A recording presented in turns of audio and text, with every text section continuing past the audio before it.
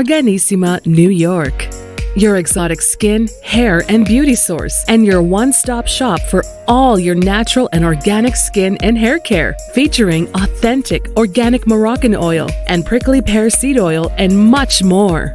Bringing you only the best, straight from the source and proudly produced in the USA. So what are you waiting for? Shop today. Arganissima, New York. Your beauty is our duty.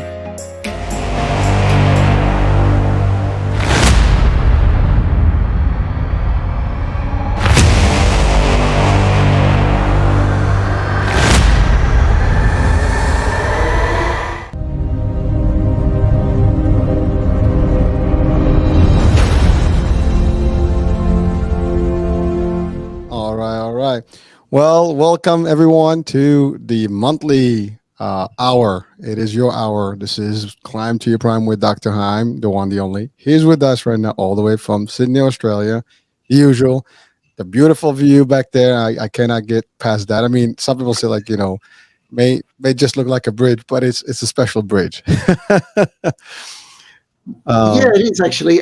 They light it up at the moment because we have our light festival called Vivid here. And it's just beautiful. It's just beautiful to be here. It's just beautiful to be here from Australia to help people who have their mental health problems and to just get the message out there that you can actually be better and enjoy yourself. Well, Doctor, it's always a pleasure having you. I enjoy this moment. This is like the hour. A lot of people actually are getting benefits of this because, at least from the downloads, we know that, the show is really out there and it's all over the world. So that's good. And our mission is being delivered, as we've always talked about it, is to help one person at a time, hopefully, guide them to a better place and, just better being. So that's about it. So I got a whole bunch of questions. These are like a little bit of intense ones, I guess, but I guess nothing is intense for you, Doc. You'd be surprised, okay? Go ahead. I have all the confidence in you, man. But just a quick thing before we get with the questions, folks. We are live on Instagram, Twitch, Facebook, LinkedIn, Twitter. We're all over the map. Instagram. And so do join us, do comment, on the comments field here. If you have any questions, we can bring them live to Dr. Heim right now. We do have a series of questions that we're going to be talking about and asking right now. But certainly you guys can do, your own piece here and help us out with some additional questions live in the moment. Okay. You got your number there. You have, the little sticker, coming down on the screen. So we're live. And, that's it. Doctor, we ready? We're ready. Let's get into it. All right. So question number one, how does psychiatry interact with religious beliefs? It is widely perceived that people of faith are always content and seldom stressed or have any suicidal thoughts. Is this a fact or a myth? In your expertise, does religion accept psychotherapy? Sarah from Canada.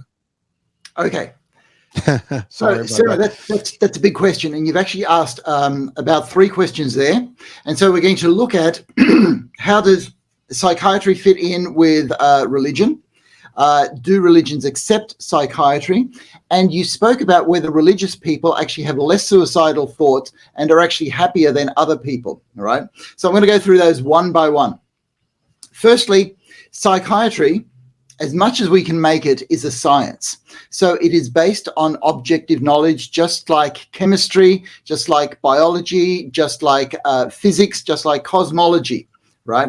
So we try to make it objective as we can, so that it can actually fit into the worldview of absolutely everybody. And that would include people who have different faiths and people who don't have a faith or want to see it just purely as a science.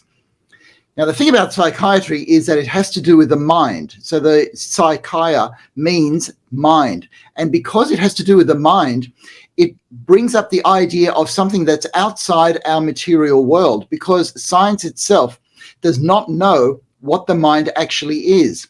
But what we do know is that when your brain is working well and when you've got a full dose of good brain chemicals, your mind is working. what does this mean for religion? Well, religion is an internal thing. It's, in a sense, taking care of ideas that have to do with a world beyond our world, whereas science takes care of ideas that has to do with our world as we actually see it. So psychiatry actually belongs in that science world, but it does overlap with religions. All right, so on to your second question, Sarah, and this has to do with how much religions actually accept psychiatry, and this is actually variable. All around the world, there are different attitudes to psychiatry. Psychiatry is, firstly, a Western science, and because of that, it tends to have more relevance in the West. However, the science behind psychiatry has relevance for the whole world. So the World Health Organization, for example, relies on the science of psychiatry to endorse its policies and how it's going to work economically or socially for people around the whole world. Now, I'm going to talk about that last question that you had, Sarah, which had to do with, are religious people in a way happier? Do they have less suicidal thoughts? Do they have less anxiety and depression? And the bottom line for this is that we don't actually know. I would like to think that whatever worldview somebody has actually helps them, so helps decrease their anxiety, decrease their depression, and have less suicidality. However, I have worked with people who, let's say, are ministers of religion that have not only had suicidal thoughts, but have actually completed suicide. And that's very sad. It's just as sad as anybody that I have spoken to that has eventually completed suicide. So the answers are very deep. There is a big interaction between religion and psychiatry. And in somebody who is a religious person, we start talking about those things if it's relevant to their situation at the time, but not always. So I hope that's a little bit of an answer to your question, Sarah, but I'm sure Hurricane's going to drill down and just Did you know that? Huh? I do. Well, first of all, I do have Catherine, with a comment. I'm going to put her as soon as I do my little, I guess, dive in. Yes, so actually, Catherine is a PhD neurogeriatric cognitive psychologist, so she has a very deep question as well that we'll post in a minute, and she is live with us. So, but in the meantime, so Doctor, I hear you, and thank you for breaking it down. But here's the thing, right? I mean, some people they tend to more veer out towards like going to church or mosque or synagogue, and that's where they find their psychotherapy, if you want to call it that way. That's where they find their Zen, right? They go in, prayers. I mean, I had a show about meditation, and we talked about prayers and how it's soothing, calming, and it doesn't matter which denomination of prayers or meditation type. But it sounds that it's more of that, piece. To your point, I mean, there's always an exception. People, in the case that you mentioned, someone who's a clergy did wind up, taking, that measure as an outcome, and which is not something we want to hear about. But in the concept of religion, people that tend to have faith or believe in God and believe in destiny, they tend to accept whatever is thrown at them. So their resilience is different. And therefore, there's less, I guess, need. And Indian culturally, I mean, I have to say, in a lot of I love what you said about it's a Western, thing, because you go to the East. I mean, you say to someone, and I think even the West, like you and I, we talked about it. That's why we have these anonymous, names and stuff that come into the show, because people are not really open to like, hey, I need to, to talk to someone, right? And there's the word shrink, there's the word I'm taboo, right. You have all those things. So it's been almost portrayed like, it's like, ooh, it's not a cool thing, right? But in the East, or the Middle East, or all other cultures, I would say, it's pretty like, you don't go to someone unless you're really, really going through, like going crazy. And I mean, literally. And the other thing is, there's some other beliefs there, that some of these folks, they have other practices. I mean, some of it is extremely as voodoo business. And I'm just, there's so many things depending on the culture where people have their own way of, I guess, coping. Okay. as opposed to dealing with the modern way, which is a lot easier to talk to someone. Yes. Okay, so I'm going to jump in there, Hurricane, because you brought up a lot of things, and you brought up, well, Dr. Heim, you're talking about this being for everybody, but the reality is. So let's go through some specific studies, right? So in the 1990s, we had a study that looked at the healing possibility of prayer. And this was done in California, and people with heart disease were lying in hospital, and their names were given to people to pray about. And the studies showed that these people did better in hospital, and people got really excited about this. Oh, prayer helps. So we did another study. We did another study on alcoholics, right? So the people who had problems with alcohol were prayed for, and some were not prayed for, and we found that prayer did not make a difference. So this is what we get out of this. Scientifically, sometimes prayer helps and sometimes prayer doesn't. How that fits in religiously is very difficult to look at. Now, the other thing that I want to look at is people's experience of seeing a psychiatrist, because if we look at the States, just the United States, it's about 90% of the population have a belief in God. But when it comes to psychiatrists, it's about 45% of psychiatrists that have a belief in God. So, and this was another study out of the 90s, there's a gap. There's a gap there that isn't being filled. And so the question is, should people go to psychiatrists that have a faith, or, as you were talking about, people go to other psychotherapists? So you're talking about ministers, you're talking about imams, you are talking about rabbis, you are talking about shamans, okay? And now I'm going to bring us back to a book that was written in the 1960s. This is a book from 1965. It was by Jerome Frank, and it was basically called Healing. And what he looked at was all healers, all psychotherapists, from doctors to ministers to shamans, and they each had a healing effect. So there is something common to people who call themselves healers in their ability to work with people. Now, scientifically, we still don't know the mechanisms of that, but we do know that if you avail yourself of people who are experts, then they do a few things for you. They will give you knowledge. They will look at your emotions. They will hold the problem for you and work through things with you. They will give you hope and give you new experiences that will help in whatever you need to go through. And all of these things are very therapeutic. Thank you, Doc. That's a lot of breakdown there, and well, again, I mean, to your point, I mean, the world has a lot of options, and we have so many, I mean, this is like third season, so we've had so many topics that we've covered, and it all comes down to the mind. And I think I have a few questions that actually we're going to talk about that in further details right now. But so I appreciate that. And I think, at least our audiences, whatever they stand in terms of religion, they have the ability now to at least gauge that, first of all, even if you have the belief, medically you might need some assistance from that aspect of it. And there is that. And so there is a nice little balance. And to each his own, as we say, not everybody wants to accept one thing versus the other, and that's okay too. We have choices, right? So I'm gonna bring our question to the screen. So here it comes. Okay, so this is from Catherine Sullivan. I am a neurogeriatric cognitive psychologist. Wow. My concern is that most life coaches do not know how to recognize early onset dementia. What do you suggest? Okay, so that's actually a good question, Catherine. As a neurogeriatric cognitive psychologist, you are qualified to be able to give diagnoses in a particular area, and that has to do with early onset dementia. And you talked about the idea of life coaches. Now, a life coach is not normally a doctor.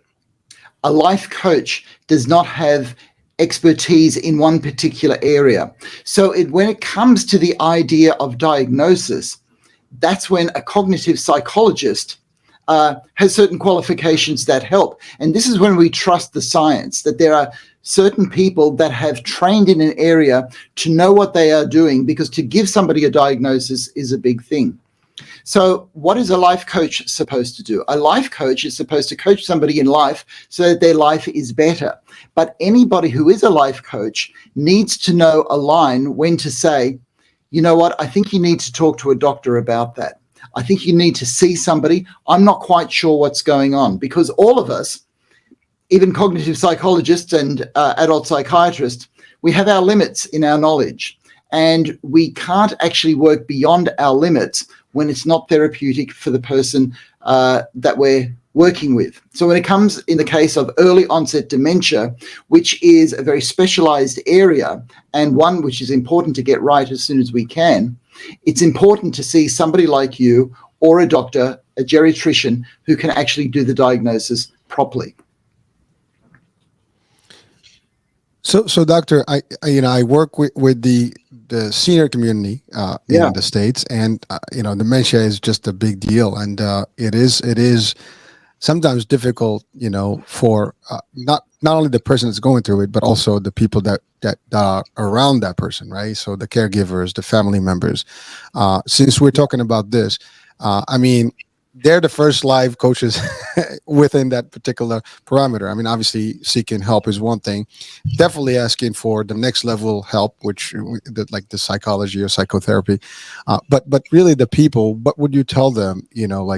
To how would they mitigate some of that, at least to absorb and accept, the change? Because, for example, if my mom or my father is going through this, I'm just as affected with the repercussions, and that's a big toll on me. So since we're talking about this topic, what are some of the recommendations? And Dr. Catherine, you please jump into as well if you have any update there. But certainly, what are some of the things we can tell our audiences if they are dealing with dementia or somebody that has dementia onset or ongoing? So.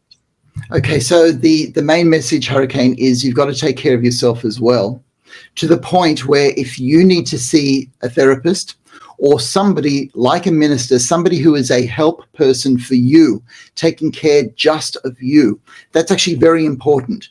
Because when somebody gets unwell, let's say with early onset dementia or any type of dementia, then, as you said, it affects all the people around them.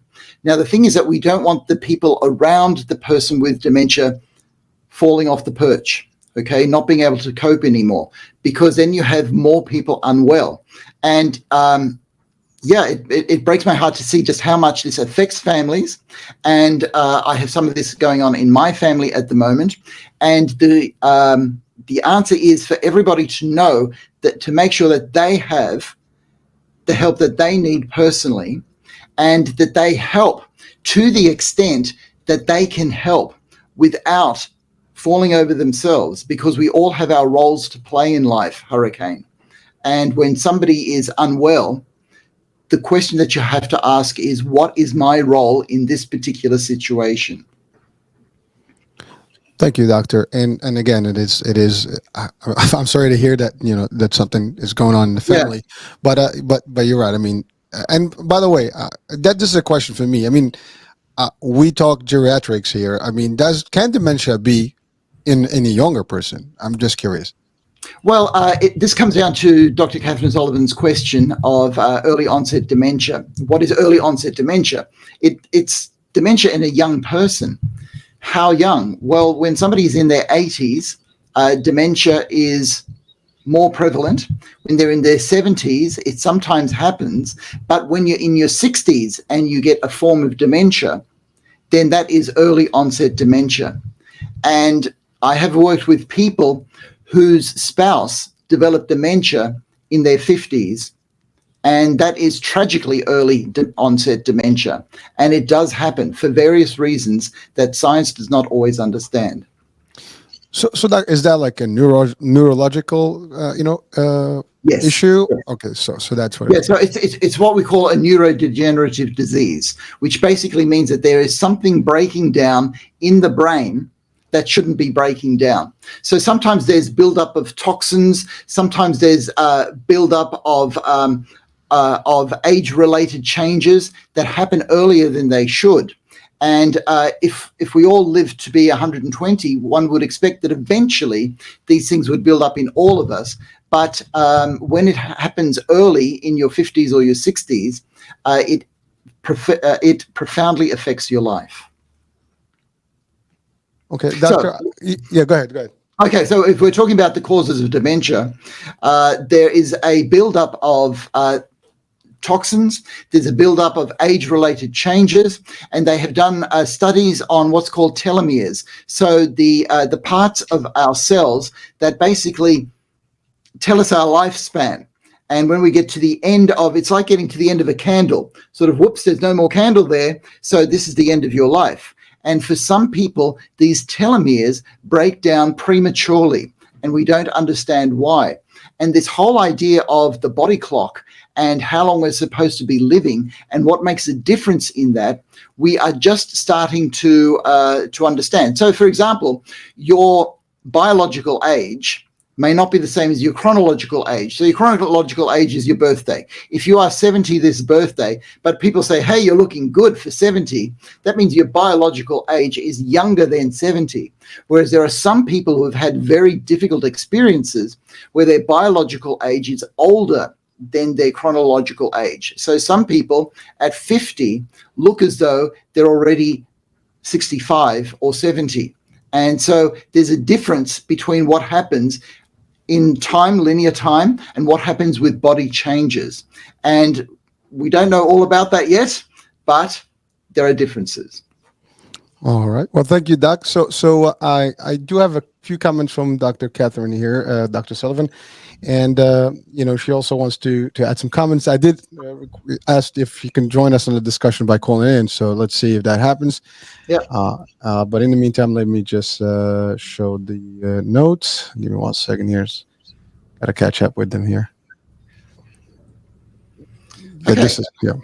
So there's a great paper called the Mental Health Matrix. It makes the distinguishing the difference between subjective quality of life compared to pathology. Yes. So psychiatry, and this is something that Catherine's getting at here. Psychiatry it's all about fixing people. It's fixing about what goes wrong. Whereas psychology is not always about fixing people. It's about looking what goes right and looking at how the mind works. So I gather that this paper called Mental Health Matrix looks at this difference between the subjective quality of life, so in other words, how you feel your life is going, and the pathology, so what's actually going wrong in your mind or in your brain. Thank you for the comment, Dr. Catherine Sullivan. All right, so let's see if we can have Doctor join us in a discussion by calling in. So, Doctor, the number is on the screen. That's 732-332-8493.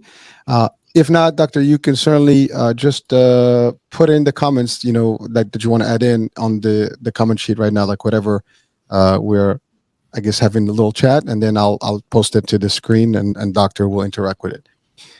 I'm assuming you got that, Doc. So I got that. Yeah. No. I'm talking about Dr. Catherine here. Good. Yeah. So yeah, please do call in, and we are ready for your. Oh, there she is. Unfortunately, Doctor, we're not able to hear you. Sorry about that. We lost Dr. Sullivan, but we please stay with us on the discussion, on the comments, and I'll relate them to Dr. Heim. In the meantime, I'm going to go to our next question, which is probably relevant to everybody watching and listening right now. So are you ready, Doctor? I'm ready. We live in a world where everyone is displaying wealth and boasts through social media. There is hardly any privacy, and it seems that it has become standard to share everything personal or enticing, which can lead to the peer pressure factor, keeping up with Jones's syndrome, which impacts people and creates an unhealthy environment leading to stress, anxiety, pressures, and family issues, including divorce, suicide, and tendencies. What tools does psychiatry offer to alleviate these things and help people? This is Janet, Florida. Okay, Janet from Florida, thank you for your very important question. Unfortunately, what you say is true. We live in a world where there isn't much privacy and everything needs to be shared, or so it seems. And so all the disparity in our wealth is seen on social media. Now, psychiatry doesn't actually offer any tools as such, because we are still gathering evidence as to what the impact of social media is on the human brain and on our behavior. And until we get the evidence and then work out what to do about it, there's a time lag because things are changing very quickly. However, Janet, I've put out a video, and it's called Social Media Addiction. And it looks at all the evidence that shows how much of a problem social media actually is. And the one tool that we have is our ability to switch off, to turn off from the internet and make sure that we engage with people face to face. So on that video, I give, I believe it is 8 tips that people can use to make sure that they turn off from too much social media and turn on to the people that are right in front of them. So one thing that I encourage people to do, and if there's one thing that you can do for yourself, it is increase the amount of meal time that you have with people around you. There are some people that are not having a daily meal with other people.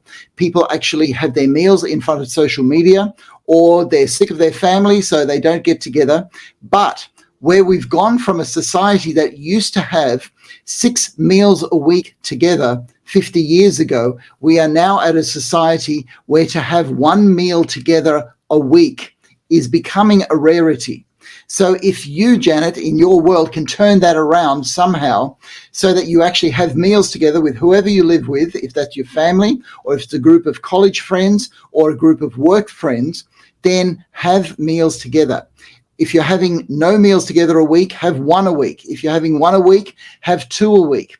The more face-to-face time we can have, the more our real world becomes the interaction that we have with the people around us, rather than the interaction that we have on screens, which is a virtual world, not a real world. Thank you, Doctor.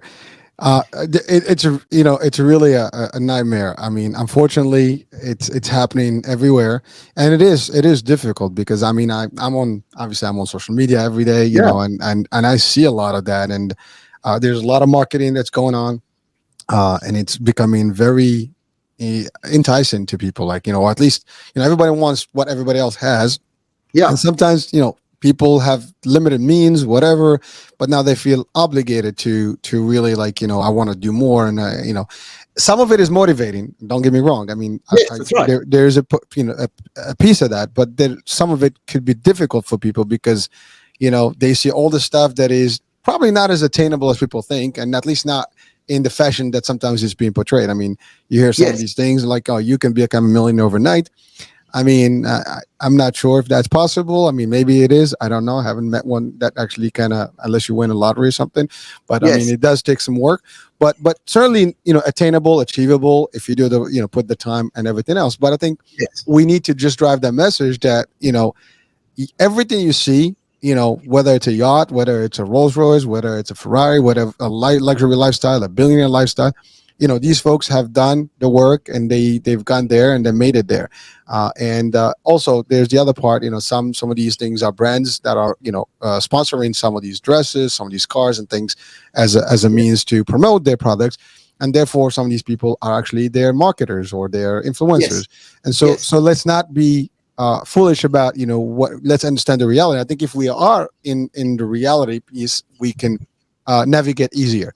But if we just live in the fantasy that, you know, oh my God, yeah, I think that's going to be a problem. And at least that's my opinion, Doctor. Yes, no, totally right, Hurricane. And what I want to do is take us into the brain to see how this works, because this is the real tool that psychiatry can offer. And there are 2 parts of the brain that I want to talk about. Hurricane, you spoke about motivation. Now, motivation is mediated in the brain by a chemical called dopamine. And we've spoken about dopamine before because it's very important in mediating our experience of pleasure, which we all like. It mediates motivation. It mediates curiosity, so that if we can't actually enjoy certain clothes ourselves, we will enjoy watching other people that have those clothes and imagining what it might be like if we had it. The trouble is, if we get off social media, that dopamine hit then finishes, and then we end up in a low. So that's the one thing that keeps us hooked on social media and keeps us hooked on wanting things that we don't have. Now, you also mentioned how other people who have, let's say, a yacht have put in certain effort to get to that yacht. So I want to take us to another place in the brain. This is called the orbitofrontal cortex. And this is another place that we've talked about before. It's right in the front of your brain. In fact, when you go to a party, your orbitofrontal cortex arrives before the rest of your brain does. It leads you. And we don't talk enough about it. And what I mean by that is the orbitofrontal cortex is the place where we make decisions. And people believe that we live in a random world at the moment and that it just all happens and we just randomly drag ourselves through it. When the reality is our brain's orbitofrontal cortex makes decisions as to what we do every day. We have to make those decisions. So what I'm saying, Hurricane, is that choice and decisions are important. So to actually put in effort to achieve something in a week or two that you haven't achieved now is a decision that needs to be made in the orbitofrontal cortex. And that decision is real. You have the power to make that choice. However, you've got dopamine pleasure and the social media and the internet working against you actually getting up from your computer to make a choice and activate it in your life. And that's where we come back to motivation, and the people around you can keep you motivated to do the things that you should be doing in life so that you actually move forward. Thank you, Doctor. I mean, motivation is a big thing. You know, I mean, I do a lot of it personally on the shows and stuff. But it is important. Like if you believe in something, you're going to pursue it, and but it's your own time, your own limits, your own means. I think sometimes that is important to realize what you have to work with, and if you do it correctly, don't worry about the rest. I mean, I think you can set your targets, eyes on the prize, as I always say, but go for it. But just don't compete and expect that the results are going to be the same for everybody else, just because circumstances are different for one from the other. There's so many things that can be factors why someone can move faster than the other in the same direction. At the end of the day, it's like it's a marathon, right? You got to get to the finish line. Well, that's true, but there's something else happening here, Hurricane, because you and I hate to say it, but we have older brains. So our brain remembers a time when there was not social media, there was no internet. So let me assume that somebody like Janet is in her early 20s and she has grown up with social media and the internet as part of her life. And so her brain is different to our brains. She's also gone through a very telling time in her life when she had COVID, and we all spent a whole lot more time indoors glued to screens. That happened to all of us. And the effects of that on a younger generation, unfortunately, is more, which means that somebody like Janet has to listen to the things that we're saying here, Hurricane, and use her orbitofrontal cortex to say, damn it, I'm going to make a difference here. I'm not going to let the social media dictate what I do with my brain. I'm going to decide to be engaged with the people around me, get more sunshine, and I even tell people like Janet just to go for a walk, because when you go for a walk, you're moving forward. And then when you think about what does it mean to move forward, it means to have a direction, to go where you want to go in life and get what you want to get and figure out how to get there. Because you know what, Hurricane, it takes effort, and it takes more effort in an age of social media and the internet. It's amazing because it sounds like, at least from the perception, it looks like there is no effort needed, yet it's the opposite. It's a lot of effort. It takes a lot of effort, Hurricane. And we don't like saying that because nobody wants to hear how much effort life is.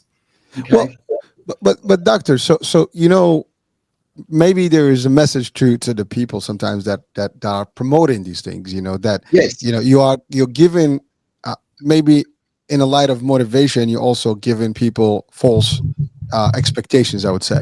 Yes, you are. I'm just being as blunt as it is, but yes, because listen, I have been working on a lot of things, and I'm doing left and right, and I've been doing good in my career path and everything. But you know what? Everything comes with a price and time, and you do stuff, and some people have different, I guess, lucks, if you want to call them that way. Whatever. I don't believe in luck.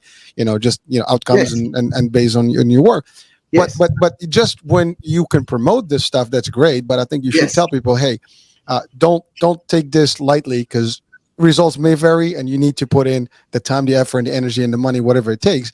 But just don't think that this is going to be like, hey, cool, overnight it's happening. Yes, Listen, that's right. I'm in sales. I've been in sales. It's That's all about right. motivation and incentive, That's right. incentivizing people, but it's work to be done. That's it. I mean, It's work to be done. Yeah. And so we go back to something that Janet said right at the beginning. One thing that she said is that there's so many comparisons with other people. And when you make these comparisons, and we have studies that show this, you end up depressed, you end up anxious, and you end up hopeless. So the thing that I also say to people like Janet is, rather than compare yourself with other people, put in the effort to be the best you that you can be. So you're not comparing yourself with other people, but you're comparing yourself with how you were 6 months ago. How am I compared to how I was 6 months ago? Am I doing better? Am I heading in the right direction? Am I moving forward? And if that becomes your goal, and if your motivation becomes the people around you, then you don't compare yourself with people on the internet who have yachts, Ferraris, or more fame, but you compare yourself with yourself, and you go, you know what? I'm moving forward, and I'm moving forward to become the best me that I can be, and moving forward in better relationships with the people around me. Yeah, Doctor, thank you for really putting that out, because really the only person you compete with is yourself, and the one that you were today or yesterday. And you take it one day at a time, and that's right. And again, it will happen. I know for a fact that if you put your way into it, it's going to happen. And you have to be resilient, you have to be patient, and just keep the determination and the ambition. Hurricane, you're exactly right, because even walking, it will happen. If you put one foot in front of the other, you will start to move forward. And we take that for granted. But if you actually think about it, it's actually a miracle that we can move forward simply by walking. And it becomes a metaphor for life, that as long as you put one foot in front of the other and take steps in the direction that you want to go, you're going to get closer. Every day you're going to get closer. And one day you'll get there. Doctor, it's funny. I'm listening to you, but there's something that just popped up in my mind, is that, and you talked about like how our brains are different because we remember before the social media and all the stuff. Yeah. But I think one of the issues that's happening is that people, the younger folks right now, are seeing it differently, and I think that's an issue because they think that everything is going to be easier, or like they can achieve, so they want to cut corners, or maybe they want to bypass the necessary steps, which is not real. It's not realistic. And so again, because that causes psychological effect on people, because now you're hopeless because you're not seeing things. You're spinning wheels apparently. And you're feeling, well, why am I not getting those results? That's because it's not going to happen the way you think, because you've seen a picture of anything. And listen, I've been cruising all over the world, and I've seen a lot of yachts out there, on ports. They look nice. I would love to have one, but I know it takes a lot to get there. But so you if you don't take the necessary, I guess, pieces and parts and blocking, like building blocks, nothing's gonna happen. A building, like you look at these Freedom Tower, for example, in New York. It took years to actually build back, right? The foundation itself took years. So nothing that is worth something is gonna be like overnight. That's it. Yes. And I'm freezing. It looks funny on the picture here. So yes. And that's the difference when young people who figure this out, that say I have to put in the effort first. There's just no way that life is going to be easy. So I've talked about this before. The whole reason that we have a car is because we didn't like walking, so we learned to ride horses. Horses weren't fast enough, so we got a few horses. Then we started getting cars, and the cars got faster and faster, all so that our life can become more convenient. However, to build a car takes a whole lot of people to be able to put in the effort, to put in a whole factory, to put in cars for everybody. But when it comes down to the individual, we want the convenience. And the problem with social media and the internet is it gives us too much convenience when really we need to keep putting in effort somewhere. Thank you, Doctor. By the way, right now we're great on the audio, but I don't know what's going on. But our faces are like just frozen. so, so people are watching right now, like we just have a funny face, both of us. uh, anyway, so I'm gonna go to the next question. Hopefully, this frame will actually unfreeze any minute. Are there known psychological reasons that drive human envy and jealousy, and why is it that some people tend to always want what others have rather than be content or work for what they want? Derek, Georgia. Okay. So Derek asks a very, very interesting question. And to get into this question, Derek, I'm going to look at the word jealousy, because it's actually jealous is the same word as zealous. So jealous is when you want something that somebody else has, whereas zealous is when you want something very much for yourself. Now, the thing is that jealousy comes from things that you love and things that you're passionate about. So what I'm saying through all of this, Derek, is that the energy of this emotion can become positive or negative. And so if you feel these emotions in yourself, the idea is to be able to mix thoughts with the emotion so that you're using your frontal lobe of your brain to mix with your limbic system to get the outcome that you want. So let's say Derek says, I'm feeling really jealous at the moment because somebody's got something that I don't want. So you think about it and you go, that means that I want something. And want is motivation. And if you say, all right, if I want this, what can I do to get it? Now, I'm just not encouraging you to go out to get somebody else's girlfriend, Derek, okay? I'm encouraging you to go out and get a job that you think is nice because somebody else has it, all right? The thing is that the energy of jealousy can work for or against you. And that becomes your choice. And we're back in that area of the brain that we talked about before, the orbitofrontal cortex, where we make choices.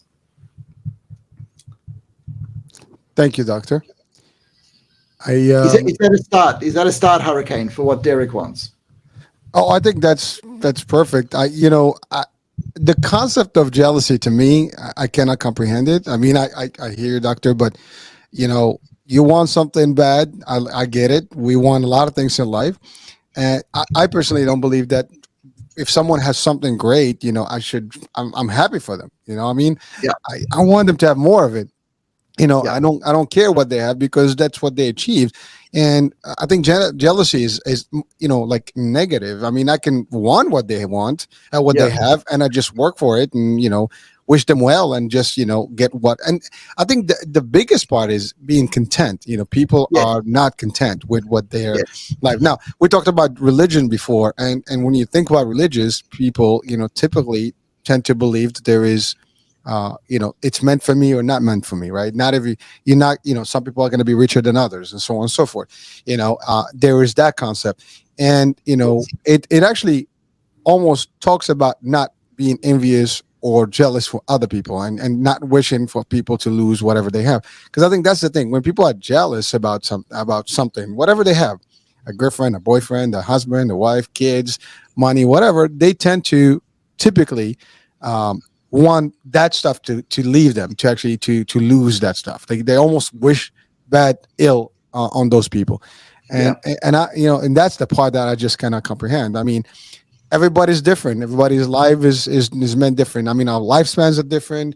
Our everything about you or I, for example, is different, right? And I am not you, you're not me, and my destiny is different. We meet in this world, and that's how it is. And I see a lot of beautiful things out there, and I say, you know what? Hey, great, man. I love when someone says, "Oh, that's a beautiful car, nice car." But you can feel that the person is happy for you, not like, damn, why do you have this car? You don't deserve this car. Yeah. So what you've just put to us, Hurricane, is a life view where we can wish each other well, because good experiences are what we all want. And when somebody else gets it, you can actually wish them well rather than ill. Okay. So in other words, you don't have to go into competition with everybody. However, some people feel really strong emotions. and they don't know how to handle these emotions. And jealousy is one of these emotions. So before I talk about that,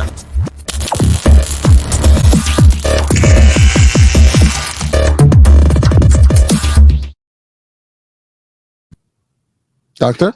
I just want to talk about the difference between envy and jealousy. Okay, so imagine that you're walking down a street in Paris and you see this couple at a cafe and the sun is shining and they seem to be really enjoying themselves. And you're alone. And so you start feeling one of these emotions, envy or jealousy. Okay, but then you get closer and you realize that one of the people that's sitting there is actually your girlfriend, right? And that's either envy or jealousy, all right? And people 100% know that wanting what somebody else has is just envy. However, when something is happening to somebody that you care about, that becomes jealousy. And in a lot of males in particular, a very strong jealous reaction can rise up to the point where people get so angry that they can do some damage. And pathological jealousy is a psychiatric condition that often needs hospitalization. So what do you do in this situation? Okay, when you have these strong emotions, first of all, you've got to know that you're in the grip of a strong emotion. And okay, so I give people a red light and a green light and a traffic light. So when you're in the grip of a strong emotion, you see a red light. When you see red, stop everything that you're doing. Then you go to amber or yellow. And this is an area where you think, what's the next thing I'm going to say? Think, what's the next thing I'm going to do? And then you go to green. And green means go. Do something when you know that it's safe and you have planned it. So when you use this traffic light of red, yellow, and green, you can use it to help you handle strong emotions. And I have on the internet a whole lot of techniques of how to handle strong emotions, but this is probably the most immediate, so that when you know that you're in the grip of a strong emotion, you stop everything that you're doing and you don't say or do anything. Then you think, which is yellow, and then you only go to green when you know it's going to be safe. I love it. I mean, it's a very simple concept. It's amazing. Like, Doctor, I'm telling you, I love how you break it down, and when you visualize this, it just makes it easier. I think for someone watching and listening right now, I'm not sure about watching because we're frozen, but definitely listening, the idea is very clear. I think I can see it exactly how you're actually describing it, Doctor. Yeah. Well, particularly for young males. Young males are strong. They're driven by testosterone and they can do a lot of damage. And young males actually don't want to do a lot of damage. And the thing is that a lot of people then sort of deny their emotions or push away their emotions. And the problem with that is you don't end up controlling your emotions. And this is where you've got to get your emotions, which happen in the limbic system, and mix them with thoughts. Thoughts happen in the frontal lobe of the brain. And when you mix those two together, you go, okay, I am in the midst of a strong emotion. What am I going to do next? What am I going to do? And you think before putting the body into action. Doctor, you just got frozen in that last sentence. If you don't mind, you just please repeat it. I'm sorry. Oh, the last sentence. Okay. So the last sentence was, when you combine your thoughts and your strong feelings, then you can think and say, what is the next thing I'm going to say or do? And you can choose your words and your actions before putting the body into motion.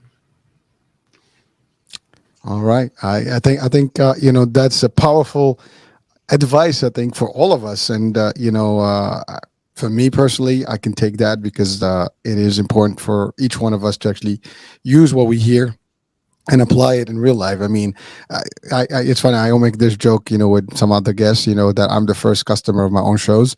I just absorb everything, and you're my doctor. I mean, I know we don't have that relationship like a doctor relationship, but I take all this stuff, and it really keeps me motivated. And by the way, I take this also through my family, and it's working in my family. It's helping me, deal with different things within my own personal life.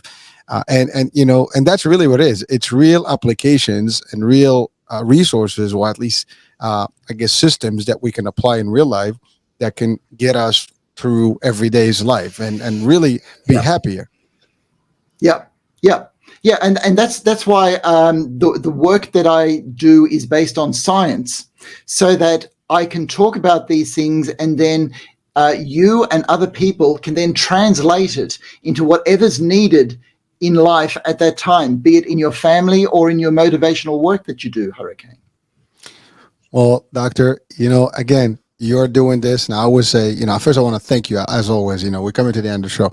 I always want to thank you for your coming, to this show, and even doing this for 3 seasons now. We're getting there. I mean, it's been a long run, and I really appreciate everything that you've done for our network here and for the show and for the people around the world. And I follow you. I enjoy those clips of you doing your pitches around the world. And it's important, I think, sometimes to just take and absorb and pick some stuff that's going to be good tools for us to live a happier life and a better life, also be better in this world, and as we always talk about, contribute better. Yeah. Thank you very much, Hurricane, because I appreciate the opportunity that you've given me to be able to talk about these things. So we're a team, and that becomes a metaphor for the way the world needs to work. If we work together as a team, we can create and accomplish so much more. There's no I in team. We've talked about it. In unity, there is strength, and we're only going to get stronger by helping each other and holding each other, tighter. And again, look, I mean, we're from 2 different parts of the world, different beliefs, different everything. But you know what?